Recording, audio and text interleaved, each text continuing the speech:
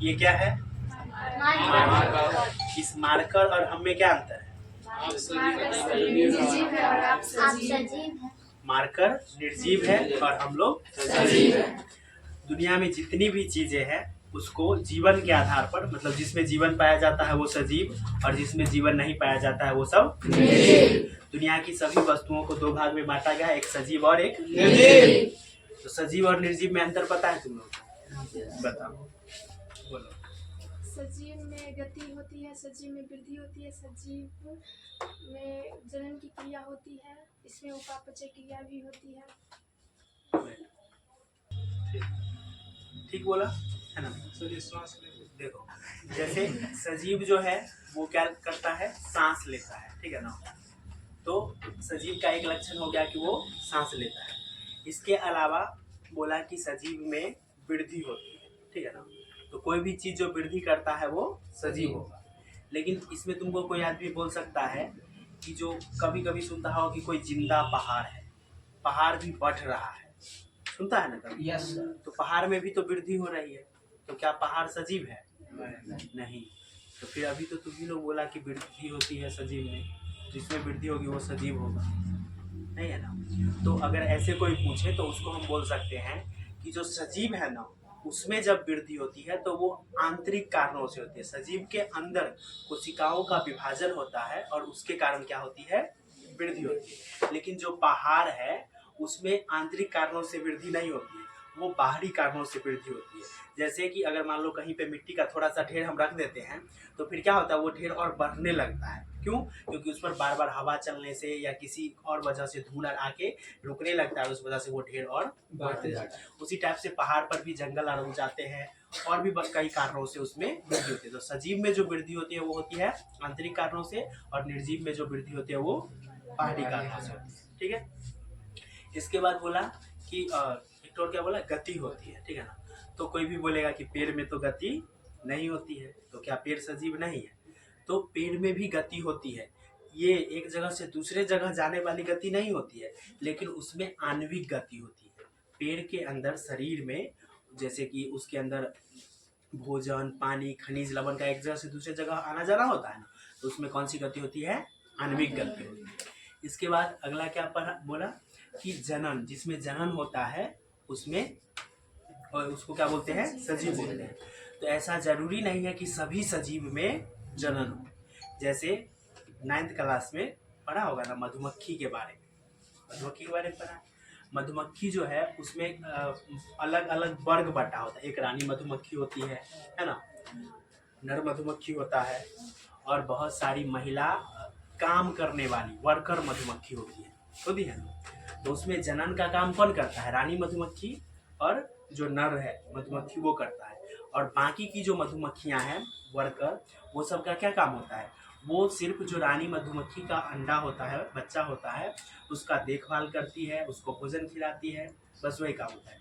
वो जितनी भी वर्कर मधुमक्खी है उन सभी में जनन नहीं होता है, लेकिन फिर भी वो क्या है? सजीव है।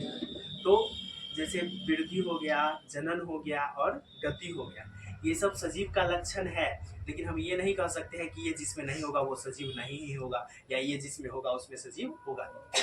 सजीव का मेन लक्षण क्या है? तो जैसा कि एक तो तुम लोग बोला कि सजीव में क्या होती है? उपापचय की क्रिया होती है। उपापचय क्या होता है? उपापचय का मतलब जैसे कि हमारे शरीर में जैसे हम लोग क्या करते हैं? शरीर के वृद्धि के लिए भोजन करते हैं, जिंदा रहने के लिए भोजन करते हैं। भोजन जब करते हैं तो हमारे शरीर में जब वो भोजन जाता है तो उसको अवयवी कणों में तोड़ा जाता है। भोजन वो जिन चीजों से मिलके बना है उसमें तोड़ा जाता है, और वो जब भोजन को तोड़ा जाता है उस क्रिया को क्या बोलते हैं? पाचन। भोजन को शरीर के अंदर पहुंचने के बाद उसको विभिन्न अवयवी कणों में तोड़ा जाता है, उसी को बोलते हैं पाचन। और ये टूटना जो हुआ ना, इसको बोलते हैं अपचयन, ठीक है ना? और फिर वो जो टूटी हुई अवयव है, ठीक है ना, उसके द्वारा फिर क्या होता है? हमारा शरीर अपने वृद्धि के लिए आवश्यक निर्माण कार्य करता है। मतलब भोजन जैसे हमारे शरीर में गई, उसको तोड़ा गया और फिर उसको अपने आवश्यकता के अनुसार नई चीजों का निर्माण किया जाए, तो इसी चीज को बोलते हैं उपापचय, ठीक। इसके बाद सजीव जो है वो बना होता है कोशिकाओं का, सजीव का ये भी एक लक्षण है, विशेषता है कि सजीव का शरीर किस चीज का बना होता है? कोशिका। जितने भी सजीव है वो किस चीज के बने होंगे? कोशिका से। लेकिन निर्जीव जो है वो कोशिका के बने नहीं होंगे। उसी तरीके से सजीव में चेतना होती है। जैसे अभी हम ये मार्कर लेकर के किसी को मारे तो वो क्या करेगा? तुरंत ऐसे बचने का प्रयास करेगा ना, कुछ ना कुछ तो रिएक्शन करेगा।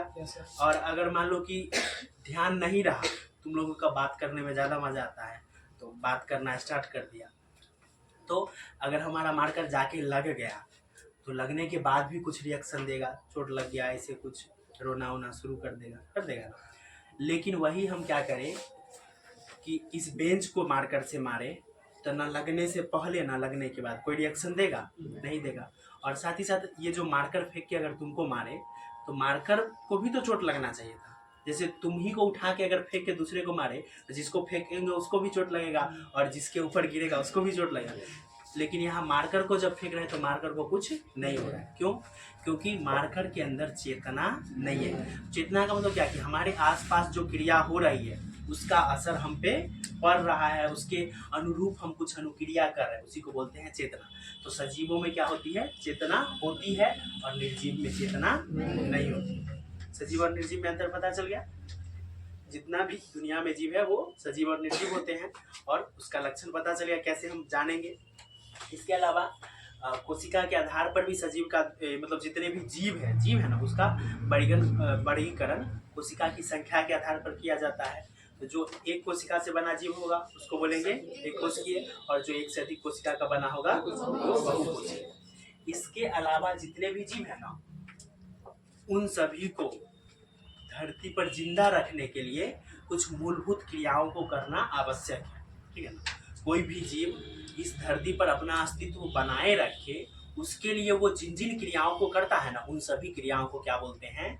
जैव प्रक्रम। जैव प्रक्रम क्या है? तो वे सभी क्रियाएं जो जीवों को इस धरती पर अपना अस्तित्व बनाए रखने में क्या करती है? मदद करती है। या फिर बुक में क्या है कि वे सभी क्रियाएं जिनके द्वारा जीवों का अनुरक्षण होता है। अनुरक्षण का मतलब क्या कि मतलब वो अपने आप को मेंटेन करती है, यहाँ पे बनाए रखती है। ठीक है ना? तो उसके लिए उसको जो जो क्रिया करना आवश्यक है वो सभी क्या कहलाएगी? जैव प्रक्रम। चाहे वो सांस लेना हो, श्वसन हो, चाहे वो पोषण हो, चाहे वो सर्जन हो, चाहे वो परिवहन हो, चाहे वो जनन हो, ये सारी क्रियाएं जब तक कोई जीव नहीं करेगा तब तक वो इस धरती पर जीवित नहीं रह सकता है।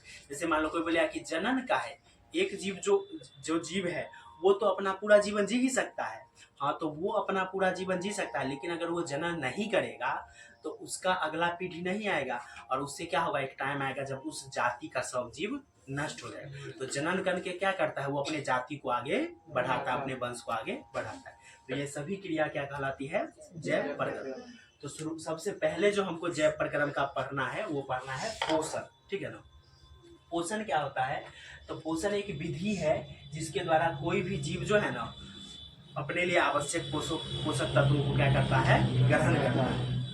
जीवों द्वारा पोषक तत्वों को ग्रहण करने की प्रक्रिया को या विधि को क्या बोलेंगे? पोषण बोलेंगे। ठीक है? और पोषण को मुख्यतः दो भागों में बांटा गया है। एक होता है स्वपोषी पोषण और एक होता है परपोषी पोषण। ठीक है? और इस आधार पर सजीव को भी दो भाग में बांटा गया है, एक पादप और एक जंतु, जिसमें ज्यादातर जो पादप होते हैं उन्हीं में स्वपोषी पोषण होता है और जितने भी जंतु होते हैं उन सभी में क्या होता है? परपोषी पोषण होता है। तो स्वपोषी पोषण किसको बोलेंगे? जिसमें जीव अपना भोजन स्वयं संश्लेषित कर लेता है उसको बोलेंगे स्वपोषी पोषण। जैसे कि सभी हरे पौधे है ना, शैवाल और जो भी है वो सब किस में आ जाएगा? स्वपोषी। लेकिन जितने भी जंतु है वो अपना भोजन स्वयं संश्लेषित नहीं करते, उनको अपना भोजन के लिए किसी दूसरे पौधे या किसी दूसरे जंतु पर निर्भर रहना पड़ता है ना। जैसे हमको अभी भूख लगेगा, मान लो यहाँ पे खाना नहीं है तो हम देखेंगे कि यहाँ पे कोई पेड़ है जिसमें फल है, तोड़ के खा सकते हैं, है ना। जैसे कोई आदमी कहीं पे ऐसा जगह पे फंस गया जहाँ पे मान लो खाना नहीं है लेकिन वहाँ पे पानी है जिसमें मछली तैर रहा है, क्या करेगा? तुरंत निकाल के ना भूख पूरा कर ले, मतलब खत्म मिटा लेगा, है ना। तो जितने भी जंतु है वो मेन रूप से क्या करते हैं? परपोषी पोषण करते हैं। तो इस वजह से जिनमें स्वपोषी पोषण होगा उन जीवों को क्या बोलेंगे? स्वपोषी जीव। और जिनमें परपोषी पोषण होगा उनको बोलेंगे परपोषी जीव। तो इस आधार पे तुम लोग कौन से जीव? परपोषी जीव। गाय परपोषी, भैंस मतलब जितना भी जंतु है वो सब क्या हो जाएगा? परपोषी। और जितने भी पौधे हैं वो समझ में आ गया? अब देखो परपोषी पोषण जो है उसको फिर 3 भाग में बांटा गया। एक होता है मृतजीवी पोषण, दूसरा होता है परजीवी और तीसरा होता है प्राणी संभोजी।